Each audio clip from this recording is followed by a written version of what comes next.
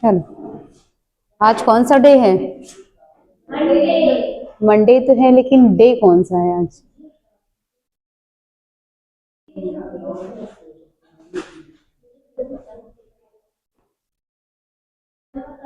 तुम लोग डॉक्टर बनने जा रहे हो और डे नहीं पता?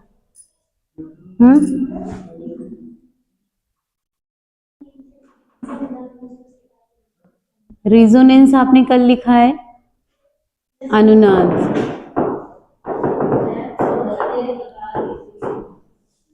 इसके गुण लिख लेंगे, 2-3 पॉइंट्स क्या होते हैं और इसका यूज कहाँ पर होता है उसे लिख लेंगे। ठीक है, पहली हेडिंग लिखेंगे अनुनाद के गुण। पहली हेडिंग लिखेंगे अनुनाद के गुण।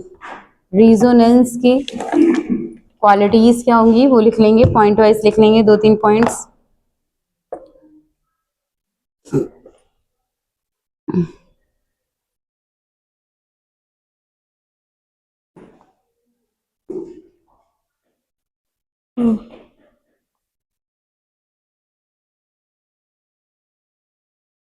लिखिए,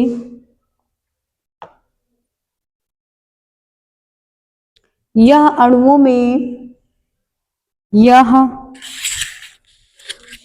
में उपस्थित विभिन्न बंधों की, यह अणुओं में उपस्थित विभिन्न बंधों की समान बंध लंबाइयों की, समान बंध लंबाइयों की व्याख्या करती हैं।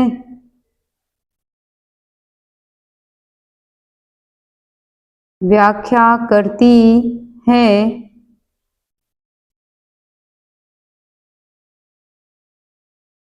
नेक्स्ट पॉइंट, अधिक विद्युत ऋणात्मक परमाणु पर, अधिक विद्युत ऋणात्मक परमाणु पर फॉर्मल ऋणावेश होता है। फॉर्मल ऋणावेश होता है।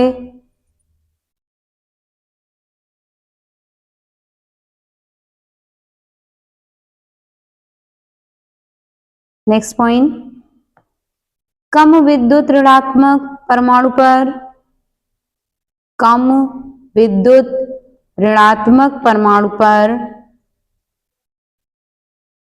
फॉर्मल धनावेश होता है। फॉर्मल धनावेश होता है। नेक्स्ट पॉइंट, समान आवेशों के बीच, समान आवेशों के बीच अधिक दूरी होती है। अधिक दूरी होती है। नेक्स्ट पॉइंट, विपरीत आवेशों के बीच, विपरीत आवेशों के बीच न्यूनतम दूरी होती है।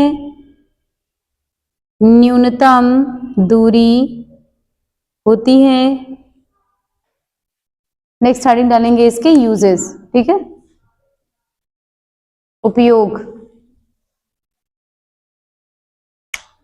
यूजेस ऑफ रेजोनेंस, 2-3 पॉइंट्स लिख लेंगे। बेंजीन व इसके प्रतिस्थापितों के गुणों की व्याख्या करने में, बेंजीन व इसके प्रतिस्थापितों के गुणों की व्याख्या करने में।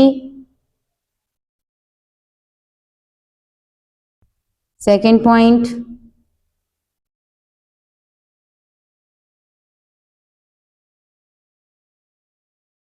एसिटिलीन व फिनाल की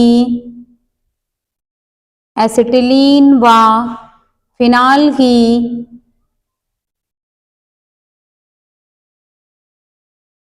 अम्लीय प्रकृति की व्याख्या करने में, अम्लीय प्रकृति की व्याख्या करने में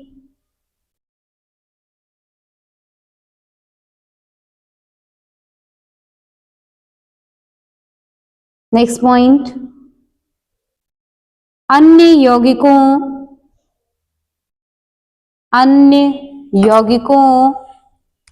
जैसे क्लोरोबेंजीन, कार्बोनेट, एसीटेट,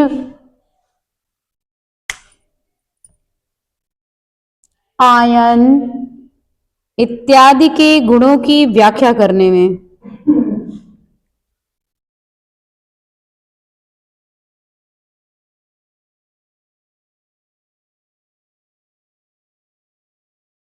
लिख लिया?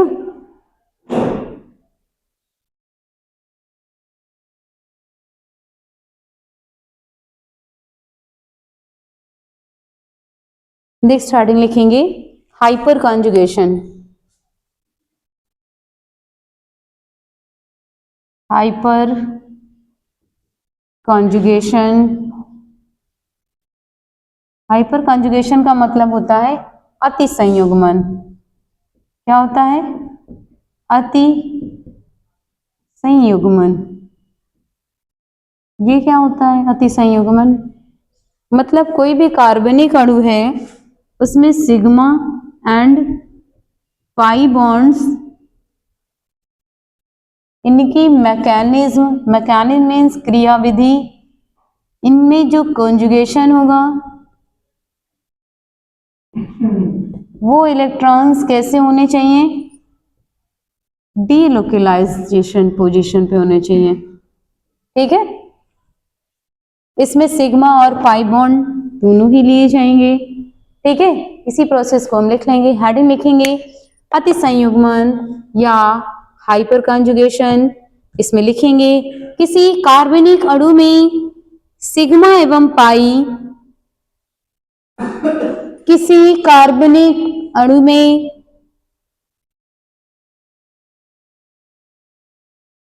सिग्मा एवं पाई इलेक्ट्रॉन युग्म का संयुग्मन, इलेक्ट्रॉन युग्म का संयुग्मन क्रियाविधि के द्वारा, क्रियाविधि के द्वारा विस्थानीकरण, क्रियाविधि द्वारा विस्थानीकरण यानी डीलोकलाइजेशन लिखना चाहें तो लिख लें, अति संयुग्मन कहलाता है। अति संयुग्मन कहलाता है। नेक्स्ट लाइन से लिखेंगे नाथन एवं बेकर के अनुसार, नाथन एवं बेकर के अनुसार अति संयुग्मन कार्बन परमाणु, अति संयुग्मन असंतृप्त कार्बन परमाणु के अल्फा कार्बन परमाणु पर, अल्फा कार्बन परमाणु पर हाइड्रोजन उपस्थित होने पर, छूट गया क्या? यहां पर फिर से मिला लो।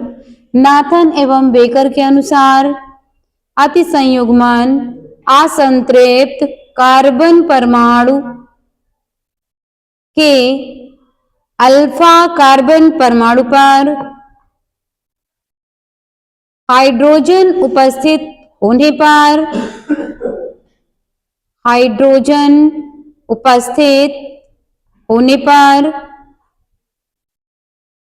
सिग्मा पाई इलेक्ट्रॉन बंध का, सिग्मा पाई इलेक्ट्रॉन बंध का अस्थानीकरण या विषम इलेक्ट्रॉन युक्त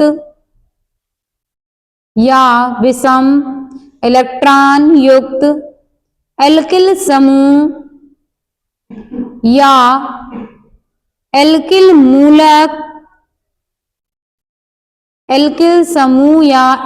मूलक में सिग्मा एवं रिक्त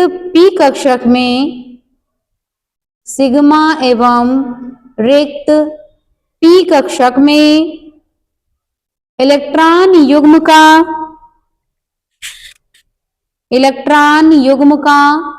अस्थानीकरण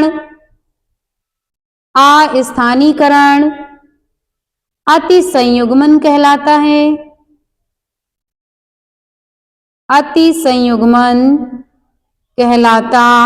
है। इसी कारण इसे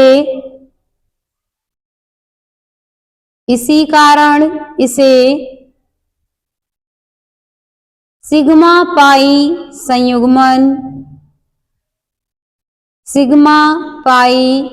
संयुग्मन या नाथन बेकर प्रभाव भी कहा जाता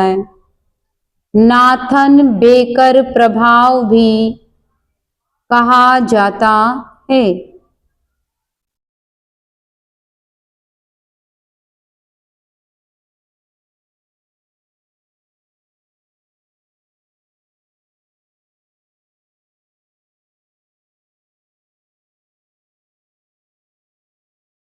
लिख लिया? एग्जाम्पल लिख लेंगे। एग्जाम्पल जैसे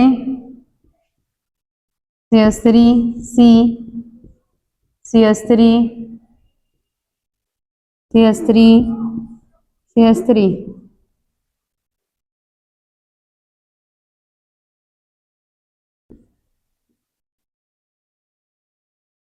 ऊपर वाला देखिए, इसमें आपको कितने अल्फा हाइड्रोजन परमाणु दिख रहे हैं।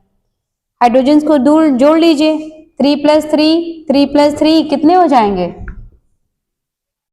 6 + 6 अल्फा हाइड्रोजन परमाणु। नीचे वाले में बताइए कितने होंगे?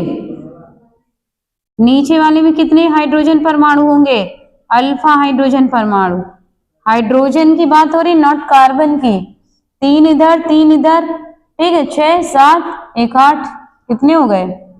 8 अल्फा हाइड्रोजन परमाणु। लिख लीजिए।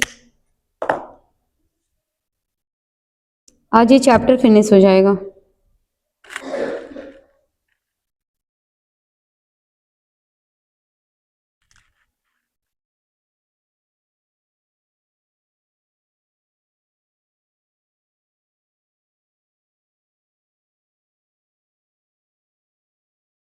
हो गया? रफ कर दें। नेक्स्ट हेडिंग लिखेंगे अभिक्रिया मध्यवर्ती। ये क्या होता है पता है किसी को? Reaction intermediate. फ्री रेडिकल्स का नाम सुना है कभी? Free radicals. आयंस का नाम सुना है आपने? नीचे वाला बन गया। आयंस का नाम सुना है आप लोगों ने कभी? आयंस, फ्री रेडिकल क्या होते हैं? अगली हेडिंग लिखेंगे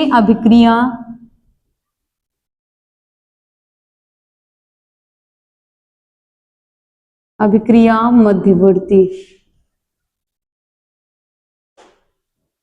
मीन्स रिएक्शन इंटरमीडिएट। क्या होता है ये? देखिए, रिएक्टेंट को कंप्लीट करने में जो प्रोडक्ट बनता है, इनके दोनों के बीच में जो आपको कंपाउंड मिलता है उसको बोलते हैं रिएक्शन इंटरमीडिएट। ठीक है, जैसे आप लोगों ने एक देखा होगा, एल्केन ग्रुप का सबसे पहला मेंबर कौन सा है? एल्केन ग्रुप का सबसे पहला मेंबर क्या नाम है इसका? मेथेन। अगर इसका एक H हम निकाल लें तो यहाँ क्या बनेगा? CH3। स्ट्रक्चर क्या होगा इसका? ऐसा कुछ होगा। क्या ये कंप्लीट है? इसका चौथा बॉन्ड कंप्लीट है? कंप्लीट है? नहीं कंप्लीट है ना। तो ये क्या, ये किस फॉर्म में आ सकता है? इसको ऐसे भी लिखा जा सकता है, और यही क्या कहलाता है आपका? Methyl free radical. Methyl free radical ये बहुत ही अनस्टेबल होता है। अनस्टेबल का मतलब होता है अस्थायी होता है, अस्थायी आयन। ठीक है, और थोड़े समय के लिए ये बनते हैं। ठीक है, इसी टॉपिक को हम लिखेंगे अभिक्रिया मध्यवर्ती। इसमें लिखेंगे रिएक्टेंट या अभिकारक के उत्पाद, अभिकारक के उत्पाद में परिवर्तन के बीच, वही लैंग्वेज लिख रहे हैं आप, लिखिए अभिकारक के उत्पाद में परिवर्तन के बीच जो अस्थायी अणु या आयन, जो अस्थायी अणु या आयन इत्यादि बनते हैं, इत्यादि बनते हैं, अभिक्रिया मध्यवर्ती कहलाते हैं। अभिक्रिया मध्यवर्ती कहलाते हैं।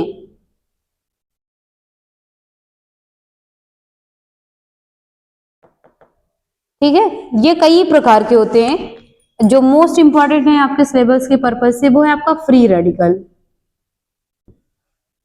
हेडिंग लिखेंगे फ्री रेडिकल्स, या इसको बोलते हैं मुक्त मूलक। ठीक है, मुक्त मूलक। इसमें लिखेंगे उदासीन परमाणु या परमाणुओं का समूह,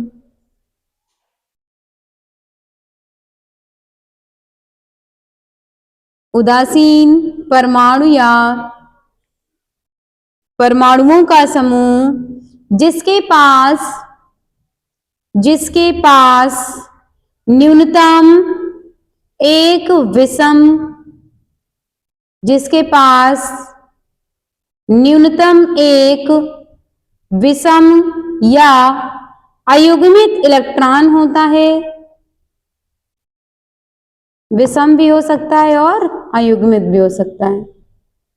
अयुग्मित इलेक्ट्रॉन होता है, मुक्त मूलक कहलाता है, मुक्त मूलक कहलाता है।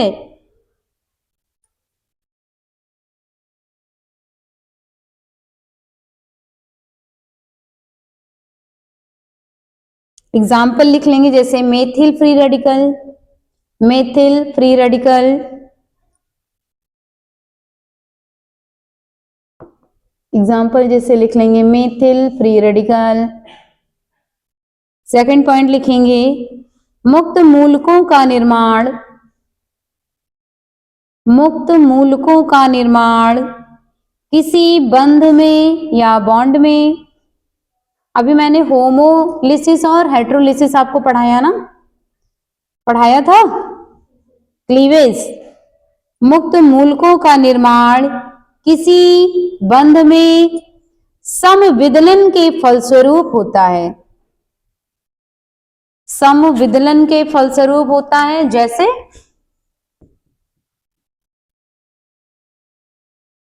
इनका इलेक्ट्रॉन ये रहा, इनका ये रहा, तो इसके ऊपर एक रेडिकल प्लस लोन पेयर के ऊपर एक रेडिकल, इसका मतलब ये हुआ होमोलिसिस।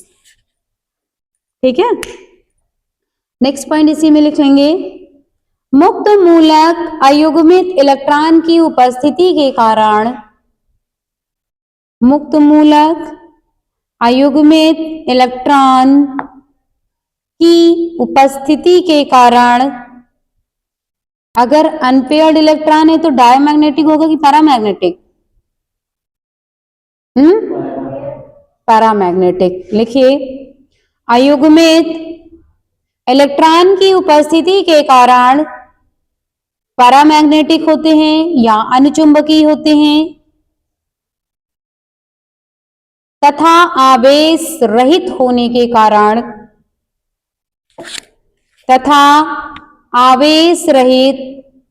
के कारण विद्युत उदासीन होते हैं।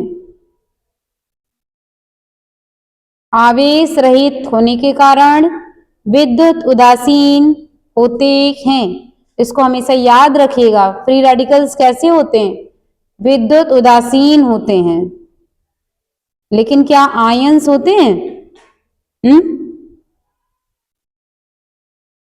आयंस विद्युत उदासीन होते हैं कि नहीं होते हैं? होते हैं। आयंस प्लस और नेगेटिव चार्ज नहीं होते हैं। प्लस और माइनस दोनों चार्ज होते हैं इसमें। ठीक है, क्या लिख रहे थे? विद्युत उदासीन होते हैं। नेक्स्ट पॉइंट लिख लो। मुक्त मूलक अत्यधिक क्रियाशील होते हैं। मुक्त मूलक अत्यधिक क्रियाशील होते हैं क्योंकि इनका अयुग्मित इलेक्ट्रॉन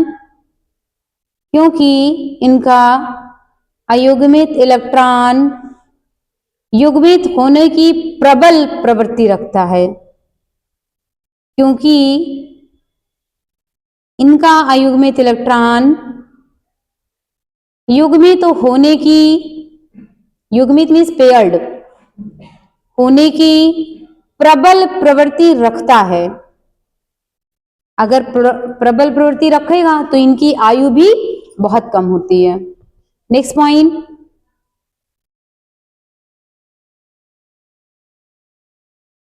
अच्छा, कोई रिएक्शन प्रकाश की उपस्थिति में हो रही है तो क्या फ्री रेडिकल में इंटरमीडिएट बनेगा या नहीं बनेगा? बताओ, लिख लो, ये वाला पॉइंट भी लिखो। गैसीय प्रावस्था या प्रकाश की उपस्थिति में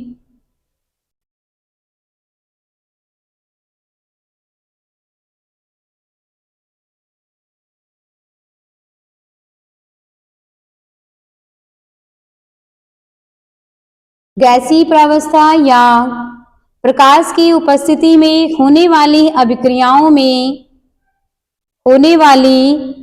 अभिक्रियाओं में सामान्यतया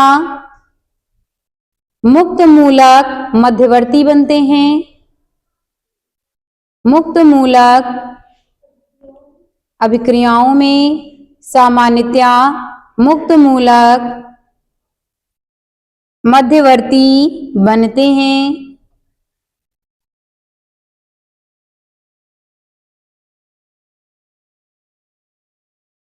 फॉर एग्जाम्पल, जैसे मीथेन और Cl2 का देख लीजिए, बनता है।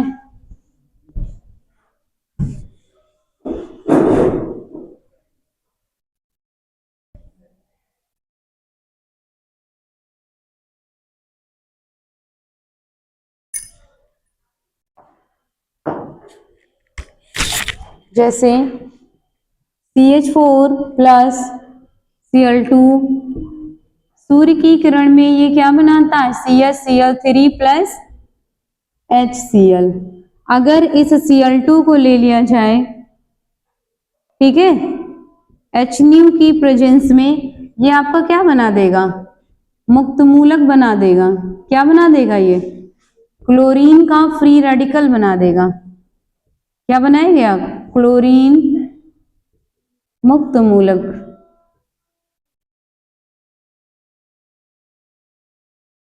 और ये कैसा विदलन होता है? होमोलिसिस होता है। कैसा होता है? होमोलिसिस, या इसी को बोलते हैं समविदलन। और ये हम पिछली क्लास में आपको लिखा चुके हैं। लिखना चाहें आप एग्जाम्पल तो लिख लें।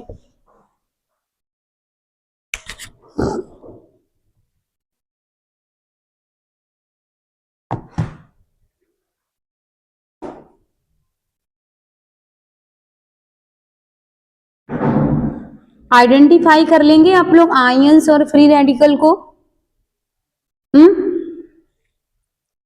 नेक्स्ट हेडिंग लिख लीजिए। अच्छा, difference between ions and free radical. Next heading लिखेंगे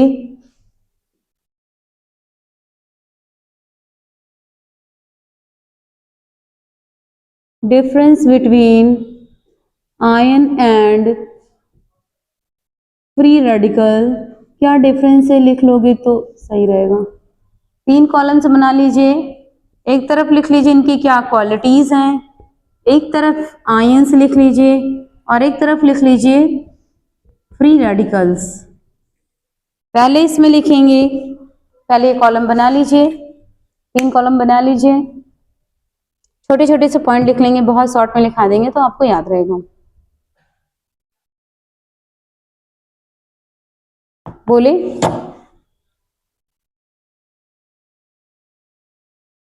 पहले इनका लिखो चार्ज। चार्ज या इसी को बोलते हैं आवेश। क्या बोलते हैं? आवेश। ये प्लस और माइनस दोनों होते हैं और ये विद्युत उदासीन होते हैं। अभी आपने लिखा था विद्युत उदासीन होते हैं। पहला पॉइंट लिखो आवेश। आयन में लिखो धनावेशित तथा ऋणावेशित होते हैं और रेडिकल्स में लिखो विद्युत उदासीन होते हैं।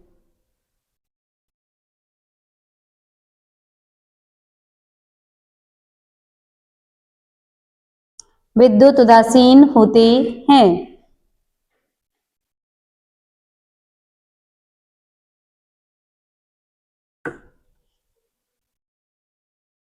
लिख लिया। नेक्स्ट लिखो फॉर्मेशन। गुण में लिखो फॉर्मेशन या निर्माण। फॉर्मेशन या निर्माण। आयंस में लिखो ये किसी बंध में विषम विदलन के उत्पाद हैं। हेट्रोलिसिस। ये किसी बंध में, किसी बॉन्ड में विषम विदलन के उत्पाद हैं, अर्थात इसका मतलब है ये आपका प्लस बनेगा और ये माइनस। क्यों? क्योंकि अपना इलेक्ट्रॉन इसने इसको दिया है। इसका मतलब ये हुआ। लिखना चाहो तो लिख लो इसी के नीचे। और फ्री रेडिकल्स में लिखो इनका निर्माण समविदलन के फलस्वरूप होता है। इनका निर्माण समविदलन के फलस्वरूप होता है। ये आपका रेडिकल्स बन जाएगा। लिखना चाहो तो ये लिख लो, इस जो आपने थ्योरी लिखी उसका ये मतलब है। ठीक है। अगला तीसरा पॉइंट लिख लो, इनका मैग्नेटिक गुण क्या होता है, चुंबकीय गुण क्या होता है। लिख लो चुंबकीय गुण।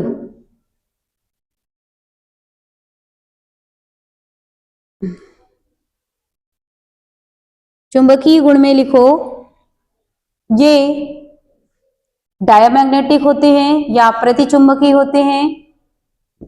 ये प्रतिचुंबकीय होते हैं। फ्री रेडिकल सभी आपको हमने बताया क्या होते हैं, सदैव अनुचुंबकीय होते हैं। फ्री रेडिकल्स में लिखेंगे सदैव अनुचुंबकीय होते हैं क्योंकि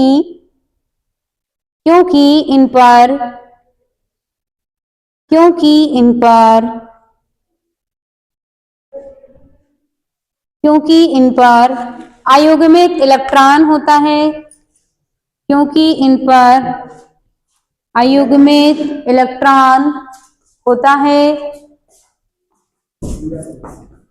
क्योंकि इनमें अयुग्मित इलेक्ट्रॉन होता है।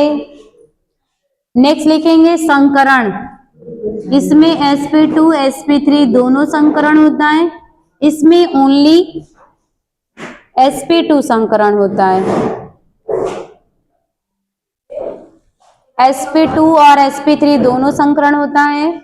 और फ्री रेडिकल्स में लिख लेंगे sp2 संकरण होता है।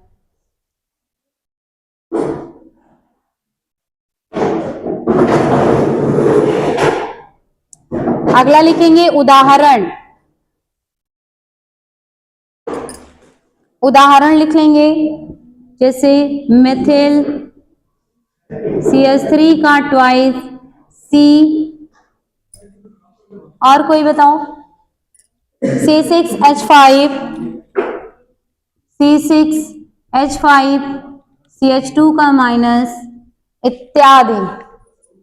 रेडिकल्स में भी हम आपको लिखा चुके हैं, मेथिल रेडिकल्स, ठीक है, बी ब्रोमीन, क्लोरीन, लिख लीजिए CH3 radical, CH3 CH2 Br Cl इत्यादि। एग्जाम्पल लिख लेंगे,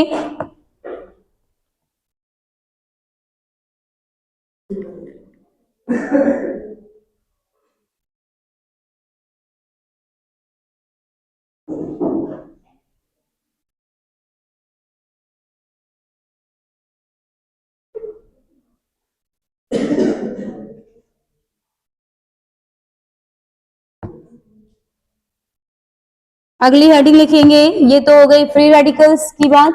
अगला लिखेंगे कार्बोकटायंस। कार्बोकटायंस, कार्बोकटायंस या इसी को बोलते हैं कार्बोनियम आयन। अभी लिख लो, अभी जब रिएक्शंस लिखोगे तो वहां कंफ्यूज होगे कि रेडिकल्स कहां से आया, ये कार्बोनियम आयन कैसे बना, ये कार्बोकटायंस कहां से बना, तो वहीं पे पटक के मारेंगे पहले, उसके बाद बताएंगे। हाँ ठीक है, 3:30 बजे आ रहे हो, आपकी क्लास तो गई 1 घंटे की।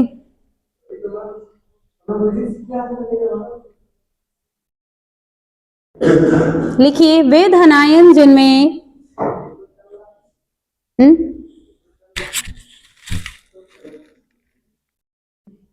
किस्मत है मेरी, वे धनायन जिनमें धनावेश कार्बन परमाणु पर, वे धनायन जिनमें, वे धनायन जिनमें धनावेश कार्बन परमाणु पर स्थित होता है, वे धनायन जिनमें धनावेश कार्बन परमाणु पर स्थित होता है, जिस कार्बन के पास प्लस चार्ज होगा वही क्या कहलाएगा आपका कार्बोकटायंस कहलाएगा या कार्बोनियम आयन कहलाएगा, सीधा सा मतलब है। लिख लीजिए, क्या लिखा, कार्बन परमाणु पर स्थित होता है, कार्बोधनायन या कार्बोनियम आयन कहलाते हैं, कार्बोधनायन या कार्बोनियम आयन कहलाते हैं।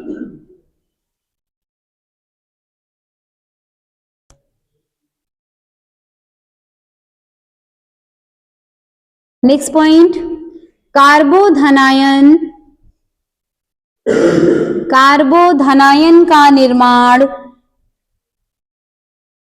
कार्बोधनायन का निर्माण,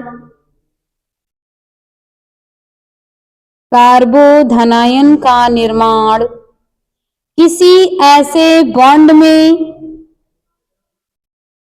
किसी ऐसे बॉन्ड में,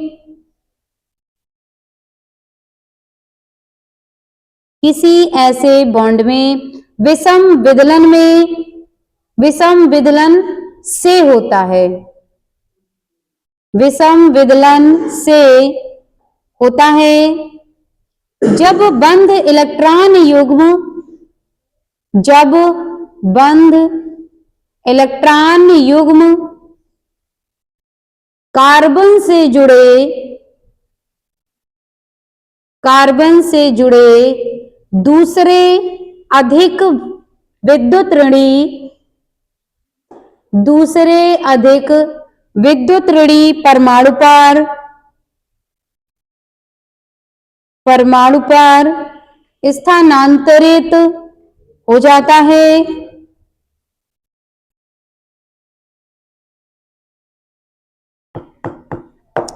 परमाणु पर स्थानांतरित हो जाता है।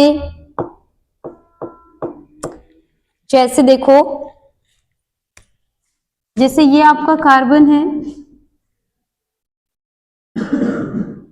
तो देखिए, बात मत करिए, ये कैटायंस भी बने और ये लोन पेयर ऑफ इलेक्ट्रॉन भी ले, यानी जेड जो है सी से अधिक वैद्युत ऋणी तत्व या समूह है। ये तत्व भी हो सकता है कोई, जेड कोई समूह भी हो सकता है। ठीक है, लिख लीजिए।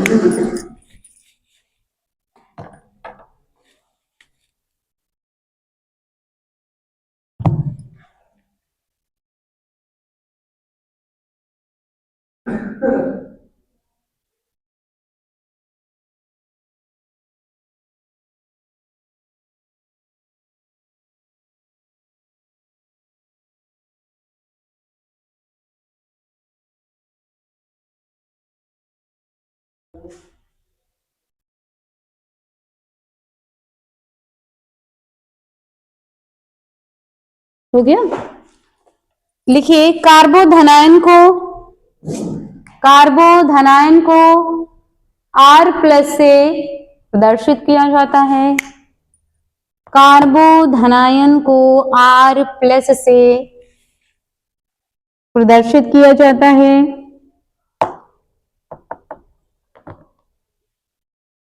नेक्स्ट पॉइंट, कार्बोधनायन के धनावेशित कार्बन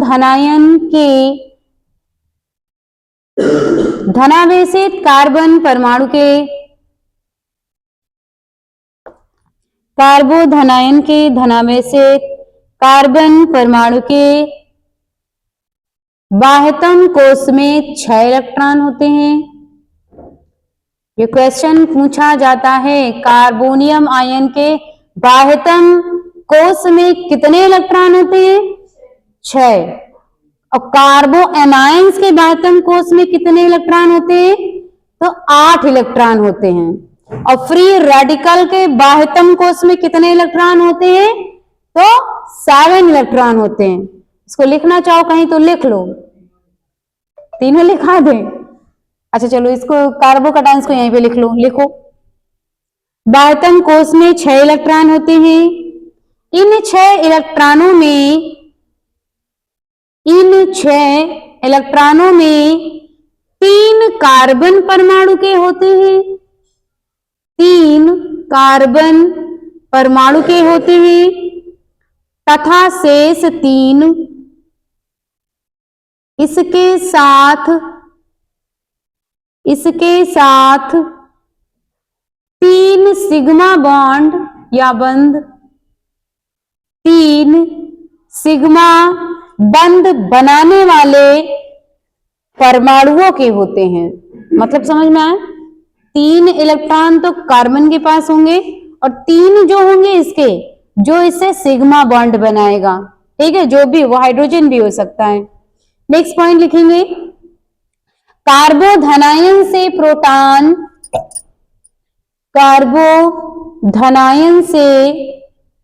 प्रोटॉन निकालने के बाद, अगर कोई कार्बोधनायन है, कोई कार्बोधनायन का कोई कंपाउंड है, अगर उसका हम एक प्रोटॉन निकाल लें, एक प्रोटॉन मतलब 1H, अगर हम निकाल लें तो सैचुरेटेड बनेगा, अनसैचुरेटेड बनेगा? कैसा बनेगा? अनसैचुरेटेड बनेगा। ठीक है, लिखिए, इसी बात को लिखिए। कार्बोधनायन से प्रोटॉन निकालने के बाद असंतृप्त यौगिक प्राप्त होता है। असंतृप्त यौगिक प्राप्त होता है। फॉर एग्जाम्पल जैसे देख लो, एक CH3 CH2 CH2 और ये प्लस चार्ज है। ठीक है, तो यहां क्या बनेगा? ये CH3 CH double bond CH2, क्या निकाला आपने इससे? एक प्रोटॉन निकाला। ठीक है, तो ये कैसा बना आपका? अनसैचुरेटेड प्रोपीन बना। बात समझ में आई? समझ में आई?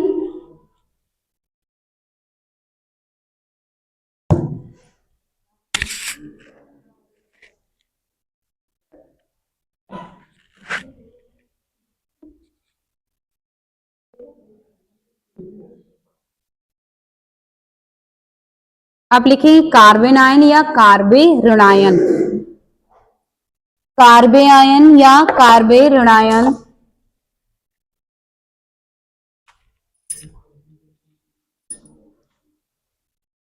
इसको बोलते हैं कार्बन आयंस।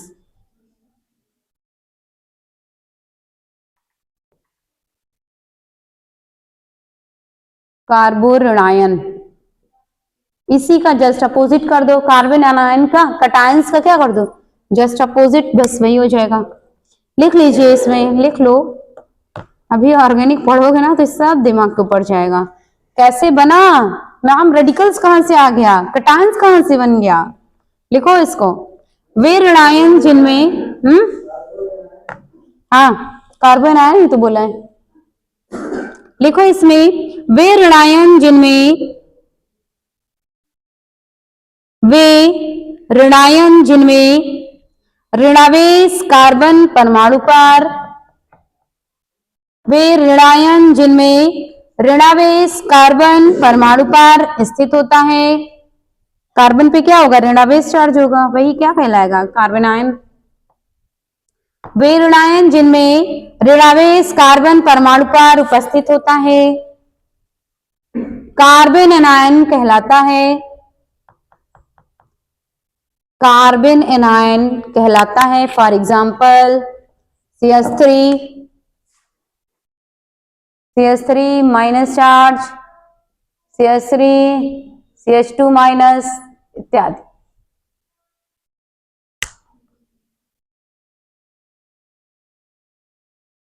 हो गया?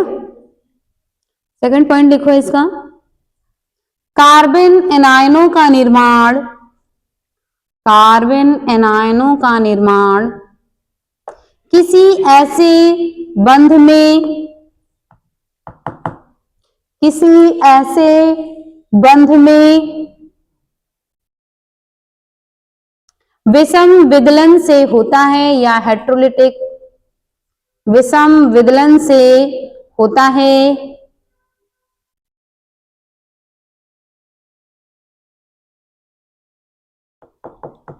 जब बंध का इलेक्ट्रॉन युग्म, जब बंध का इलेक्ट्रॉन युग्म कार्बन परमाणु पर, कार्बन परमाणु पर स्थानांतरित हो जाता है, स्थानांतरित हो जाता है। देखो हम इसी में बना रहे हैं, हम दूसरा बनाना। अब ये क्या करे? इनको दे देगा तो इनके ऊपर कैसा आ जाए? दो लोन पेयर आ जाएंगे और एक माइनस, और जेड पर कैसा आ जाएगा? प्लस। अगर ये प्लस आ गया तो यहां पर क्या हो जाएगा? जेड सी से कम विद्युत धनी तत्व या समूह है। छाप लो। और इसे किससे डिनोट करते थे? आर प्लस से करते थे उसको, और कार्बन आयन को आर माइनस से। लिख लो, इसे आर माइनस से प्रदर्शित करते हैं, जस्ट अपोजिट। वहां पर लास्ट सेल में 6 इलेक्ट्रॉन होते थे, इसमें कितने इलेक्ट्रॉन हो जाएंगे? इसमें लास्ट सेल में कितने इलेक्ट्रॉन हो जाएंगे? 8। और फ्री रेडिकल घांगवा, एक ही लास्ट सेल में कितने इलेक्ट्रॉन? 7। 7 होंगे, देखो 7 होंगे तभी तो एक इसके पास आएगा ना, तभी तो ये रेडिकल कहलाएगा ना।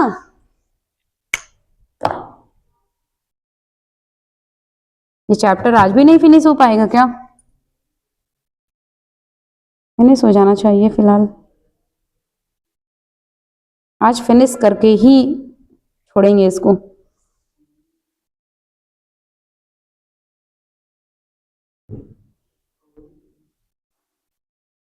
इंडक्टिव इफेक्ट हमने लिखाया, इंडक्टिव इफेक्ट, प्रेरणिक प्रभाव, हो गया? नहीं हुआ? कल नहीं लिखाया था क्या?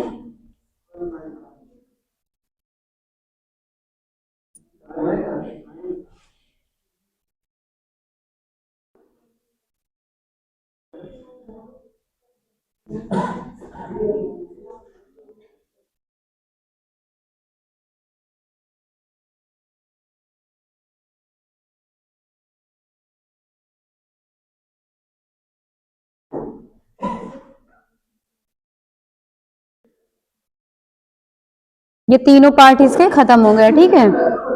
कार्बन आयंस और कार्बन, एक और बनता है,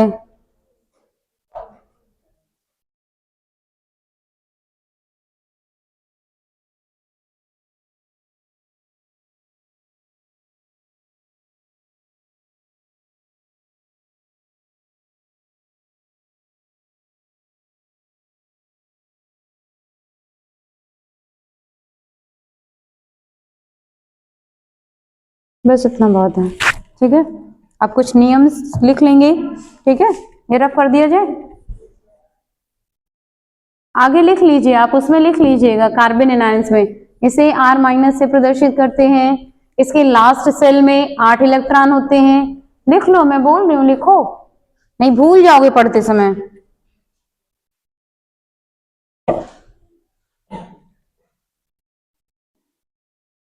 अगली हेडिंग लिखेंगे मार्कोनी कॉफ का नियम, मार्कोनी कॉफ्स का नियम, ये पूछा जाता है।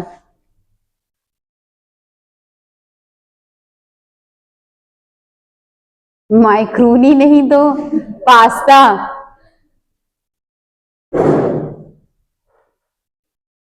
इसको कहते हैं मार्कोनी, मार्कोनी कॉफ का नियम, ठीक है। मार्कोनी कॉफ का नियम इसी में पढ़ा जाता है। मार्कोनी कॉफ के नियम के अनुसार एक खैरास प्रभाव है, पराक्साइड इफेक्ट, वो भी लिखाएंगे आपको।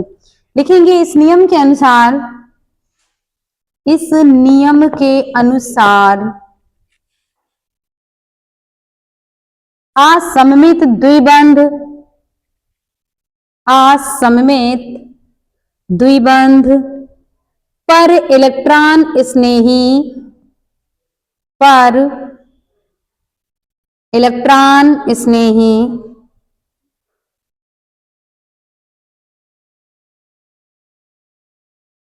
पर इलेक्ट्रॉन स्नेही योग अभिक्रिया में जुड़ने वाले, योग अभिक्रिया में जुड़ने वाले, योग अभिक्रिया में जुड़ने वाले अणु का धनात्मक भाग, अणु का धनात्मक भाग असममित द्विबंध के, असममित द्विबंध के उस कार्बन से जुड़ता है, उस कार्बन से जुड़ता है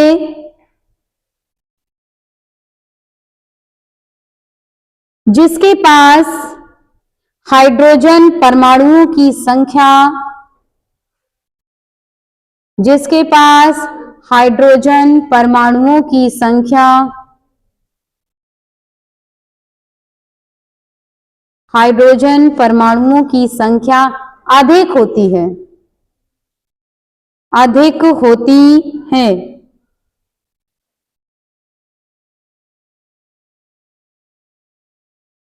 लिख लिया?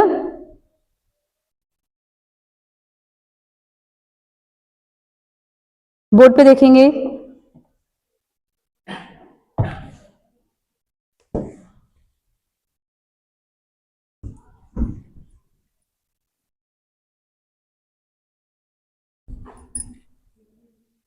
मार्कोनी कॉफ्स का रूल खूब पूछा जाता है।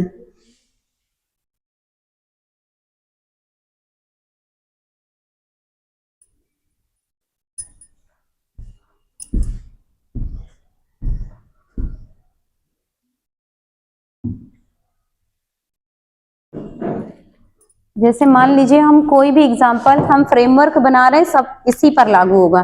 पहले आप देखिए, जैसे इसकी जगह आप प्रोपीन भी रख सकते हैं। अगर इसकी रिएक्शन हम किसी भी हैलोजन से कराते हैं, ठीक है, हाइड्रोजन ब्रोमाइड जैसे रख लीजिए, कुछ भी रख लीजिए, तो क्या रिएक्शन बनती है? दो रिएक्शन देता है ये, ठीक है। पहला R C H CH3 X यहां पर जुड़ जाए, ठीक, और ये क्या कहलाता है? ये 2 है, यानी ये सही बनता है। और ये मार्कोनी-काफ का नियम, मार्कोनी-काफ नियम से बनता है, ठीक है। दूसरा है आपका R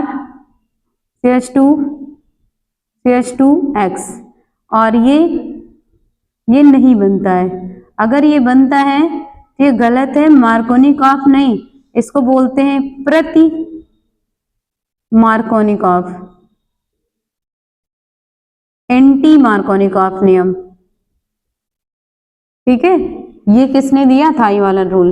इन्होंने दिया। एक यहां पर आपने एक वो टर्म लिखा है असममित, लिखा ना अभी आपने, असममित बॉन्ड।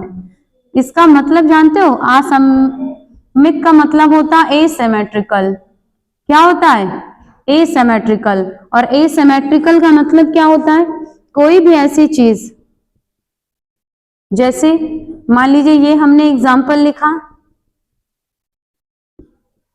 इसे बीच से आप तोड़ेंगे तो इधर जो चीज दिख रहा है उधर भी आपको सेम चीज दिख रहा है, दिख रहा है। इधर भी CH3, इधर भी CH3, इधर भी CH3, इधर भी CH3, एक बॉन्ड इधर भी, एक बॉन्ड इधर भी, इससे तोड़ेंगे तो इसके लिए वर्ड जो याद यूज होगा उसको बोलेंगे सिमेट्रिकल। क्या बोलेंगे? सिमेट्रिकल मीन्स सममित। समझ आया? और एसिमेट्रिकल किसको बोलेंगे? जैसे CH3,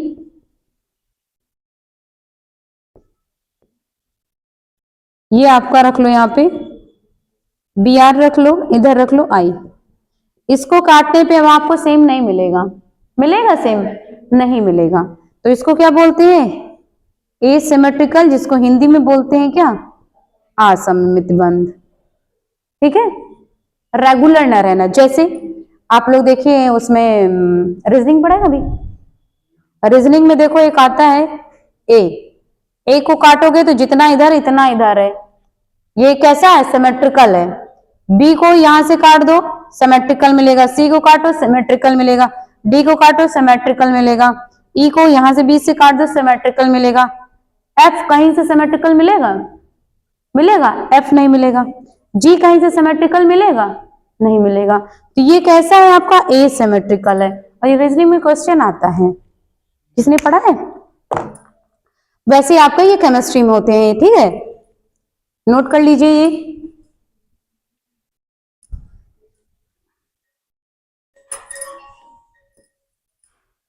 फोन साइलेंट रखा करो भाई, क्लास डिस्टर्ब होती है ना। इसको लिख लेंगे।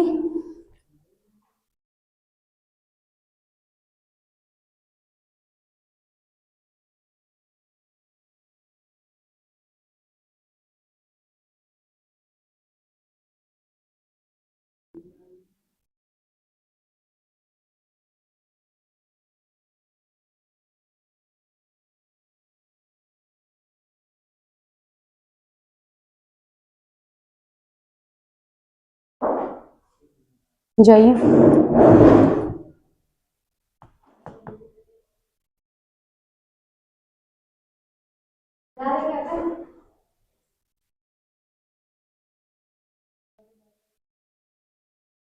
इसने कहा 1 मिनट आ रहे हैं, जबकि वो जा रहा है।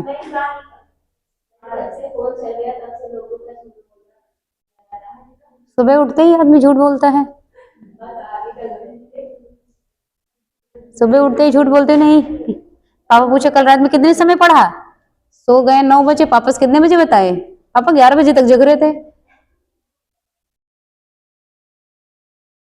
संध्या झूठ बोलती हूँ नहीं?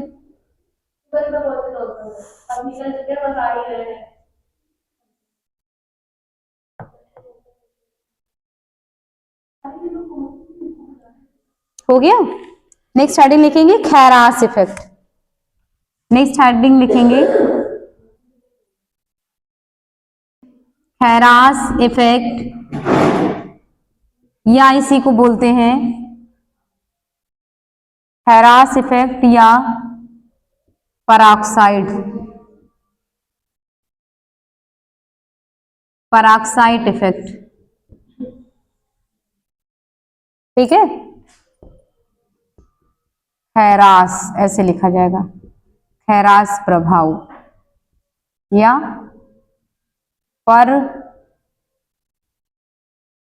पराक्साइड प्रभाव।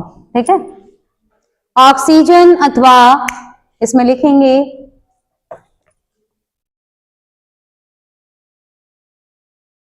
ऑक्सीजन अथवा पराक्साइड की उपस्थिति में, ऑक्सीजन अथवा पराक्साइड की उपस्थिति में,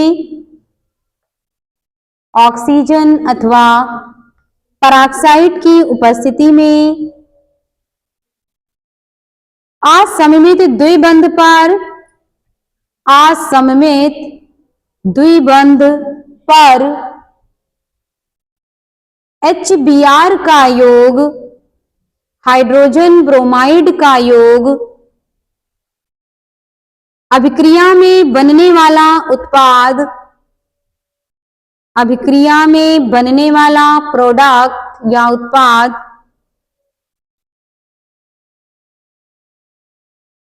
मार्कोनी का नियम के विपरीत होता है, मार्कोनी का नियम के विपरीत होता है। पराक्साइड की उपस्थिति में, पराक्साइड की उपस्थिति में उत्पन्न या प्रभाव, उत्पन्न या प्रभाव खैरास प्रभाव या पराक्साइड प्रभाव कहलाता है। खैरास प्रभाव या पराक्साइड प्रभाव कहलाता है। एग्जाम्पल लिखेंगे, पराक्साइड की उपस्थिति में, पराक्साइड की उपस्थिति में प्रोपीन पर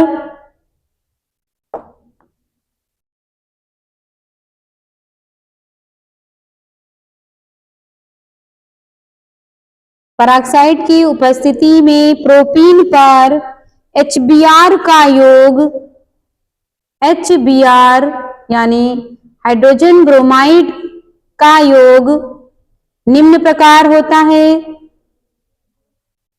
निम्न प्रकार होता है।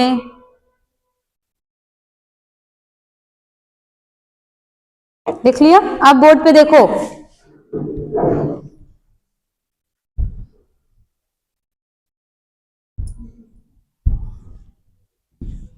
अब इसी का जस्ट अपोजिट हो जाएगा ये।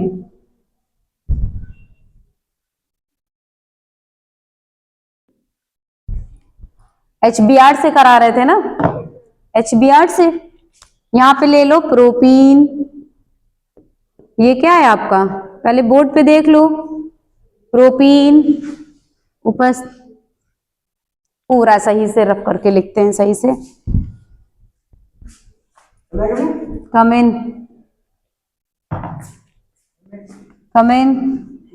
HBr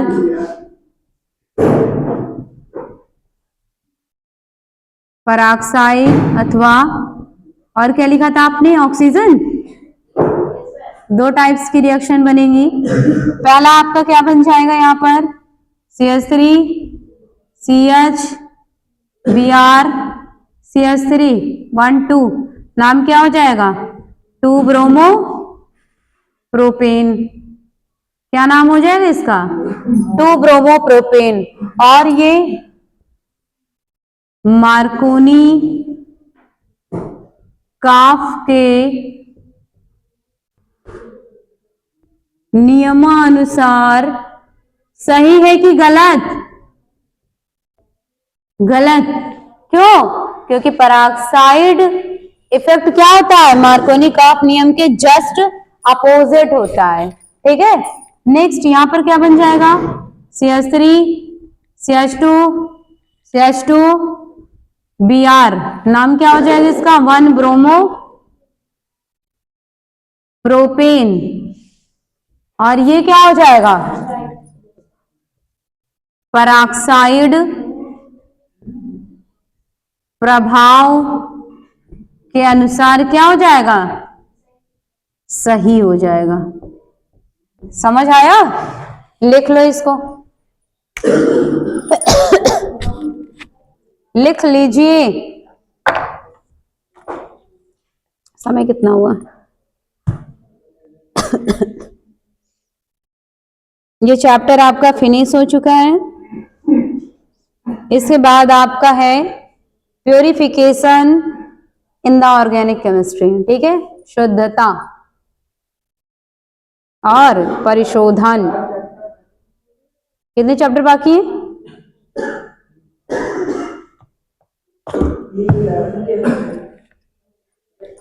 ऑर्गेनिक केमिस्ट्री का ये पहला चैप्टर फिनिश हुआ।